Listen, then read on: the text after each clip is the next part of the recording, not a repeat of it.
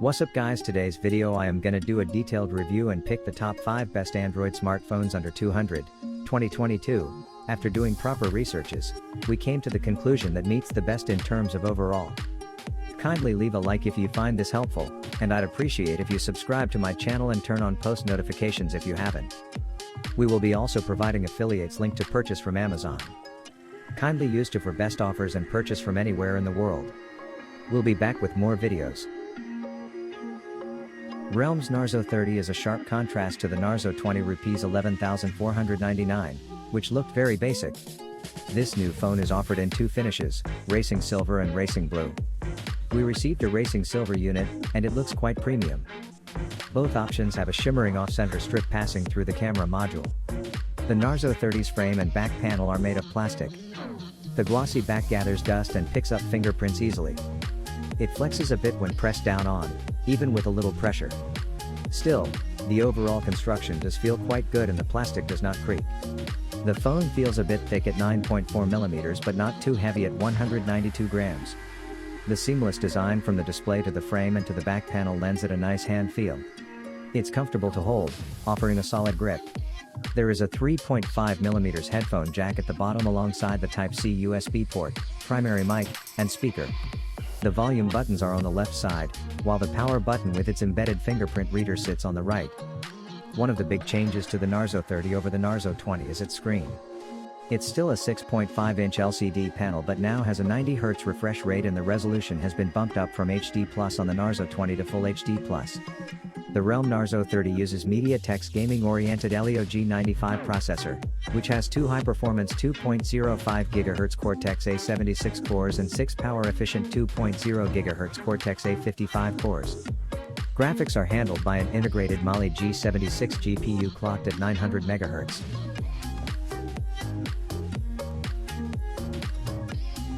The Realme 8's design is heavily focused on making it slim and light, and it does a very good job here. The all-plastic body helps it achieve a comfortable weight of just 177 grams, and it isn't very thick either at 7.99mm. Both these figures are big improvements over the hefty Realme 7. The plastic back is a bit of a letdown, since the edges picked up scuff marks very easily. A glass back could have prevented this. The buttons on the Realme 8 have good feedback. At the bottom, we have the speaker, headphone jack, and USB Type-C port. The big change compared to the Realme 7 lies in the display, which is a 6.4-inch Super AMOLED panel with a Full HD+ resolution, rather than an LCD panel. This is the first time Realme's non-Pro number series has received the AMOLED treatment. With this display, you also get a speedy in-display fingerprint sensor, but you sacrifice the 90Hz refresh rate that the Realme 7 offered. The display has a screen protector pre-applied but there's no official mention of reinforced glass, which previous models had. When we asked Realme, a company representative told us that it has used Dragon Trail glass on the Realme 8. The Realme 8 reuses the MediaTek Helio G95 SoC from the Realme 7, which has proven to be good enough for gaming at this price level. The Realme 8 is available in 3 RAM variants, all having the same 128GB of UFS 2.1 storage. The 4GB variant is priced at Rs. 14,999, the 6GB variant is Rs.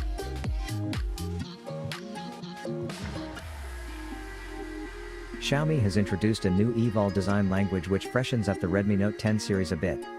There's little scope for differentiation on smartphones, and the main bit of design flair we see is the camera module on the rear. The 4 lenses, all of different sizes, are arranged in a chunky but rounded panel that protrudes by about 1mm from the rear. The rest of the rear panel is completely plain if you choose the frost white or shadow black options, though the aqua green color does have a slight gradient.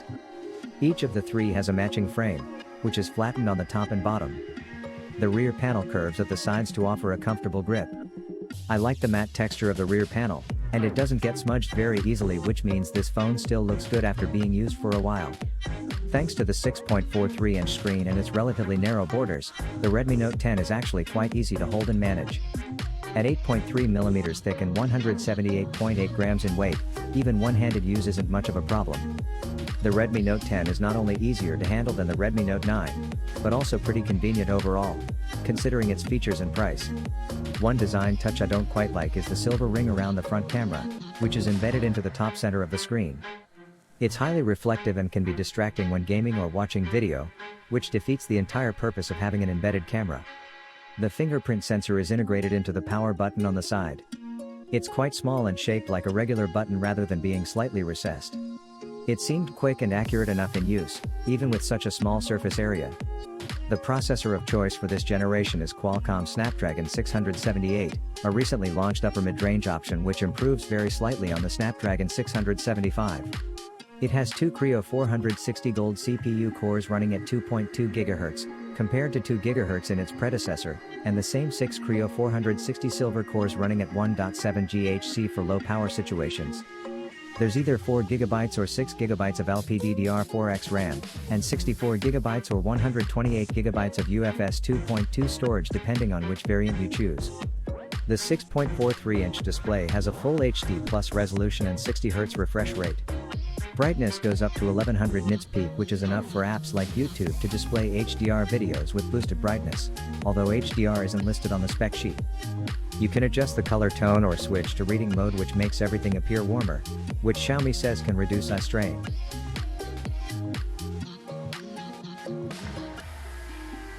The Samsung Galaxy M32 sports a 6.4-inch AMOLED display with a dewdrop notch at the top. It has thin bezels at the sides and the top, but the bottom chin is thicker. The frame and the back are made out of plastic. Samsung has curved the frame on all sides, which makes this phone comfortable to hold and use. Samsung has opted for a side-mounted fingerprint scanner which sits on the right side of the frame. This is now a common feature on smartphones at this price point. The fingerprint scanner on the side is slightly higher than where I would have liked it, but it's still reachable. The result of such placement is that the volume buttons are pushed further up and you'll need to stretch your thumb to reach them. On the left side of the frame is the Galaxy M32 SIM tray, which has 2 nano SIM slots and a dedicated slot for storage expansion. You do get a 3.5mm headphone jack on the Galaxy M32, at the bottom, along with the USB Type-C port and the bottom firing speaker. The back panel is glossy and picks up fingerprints rather easily. I had to keep wiping the smartphone to keep smudges off it. In the top left corner is the quad camera module that sits nearly flush with the back of the smartphone. The Galaxy M32 measures about 9.3mm in thickness and weighs 196 grams, which is noticeable while holding it. The weight and bulk are largely attributable to the big 6,000 mAh battery it packs in.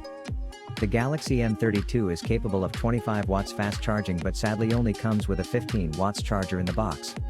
The Galaxy M32 is powered by the MediaTek Helio G80 processor and has either 4 GB or 6 GB of RAM depending on the variant you pick. You get 64 GB of internal storage with the base variant, while the higher one offers 128 GB of storage. You do have the option to expand storage using the dedicated microSD card slot. The 6.4-inch Super AMOLED display sports a full HD Plus resolution and has a 90 Hz refresh rate, which even the more expensive Galaxy M42 review lacks. The display is crisp and has good viewing angles. Samsung claims a peak brightness of 800 nits in high brightness mode. This phone supports Bluetooth 5, dual-band Wi-Fi, and 4G VoLTE but lacks NFC. It has 4 satellite navigation systems on board, and also has support for Samsung Pay Mini.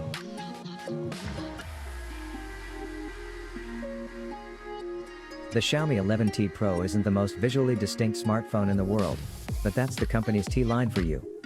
It's a big phone, maybe too big for some people to comfortably use, as it was a stretch for us, and we've got fairly average-sized mitts, but that's because you've got so much screen space. On the right edge of the phone is a fingerprint scanner, which was just within reach for us but might be a struggle for some to hit. It's an impressively responsive scanner, and we never had trouble unlocking our phone just with a tap of our thumb. In fact, we sometimes found the sensor a little too sensitive, when we were holding the device in our hand while walking or on a run. Even a slight brush of our thumb over the scanner would unlock the phone, meaning that we often unlocked the device when we didn't want to. We can't really mark a phone down for having a feature that's too good, but it's something worth noting. Just above the fingerprint scanner is the volume rocker.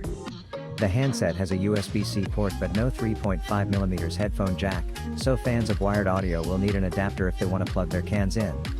A nice improvement over the Mi 10T Pro here is the camera bump on the back, which stuck out like a mountain range on the 2020 phone, but on the 11T Pro is much less imposing.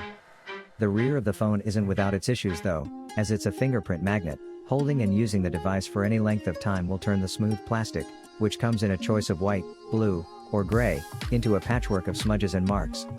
On paper, the Xiaomi 11T Pro's screen is arguably one of its biggest downgrades from the Mi 11, that's not to say it's bad, but the Mi 11's display was one of its key selling points, whereas it seems that Xiaomi is focusing on cameras for the 11T Pro. The screen here is absolutely fit for purpose, though. It's a 6.67-inch AMOLED panel, which is a little smaller than the 6.81-inch display on the Mi 11, but unlike on that phone, the 11T Pro screen doesn't curve at the edges, and the punch hole for the front-facing camera is at the top center of the screen, rather than the top left. The resolution is 2400 by 1080, which is the standard for most phones at any price, though the Mi 11 phones hit 3200 by 1440. 1080p is fine for most tasks though, as your streaming services and games will generally only reach that resolution, and we never found ourselves wishing for more pixels. The handset also has a fast 120Hz refresh rate, which matches the Mi 11 but actually falls short of the 144Hz on the Mi 10T series, although that's an easy downgrade to overlook when you consider that so few apps can make the most of 144Hz screens. That's the theme of the Mi 11T Pro's display: downgrades you can live with.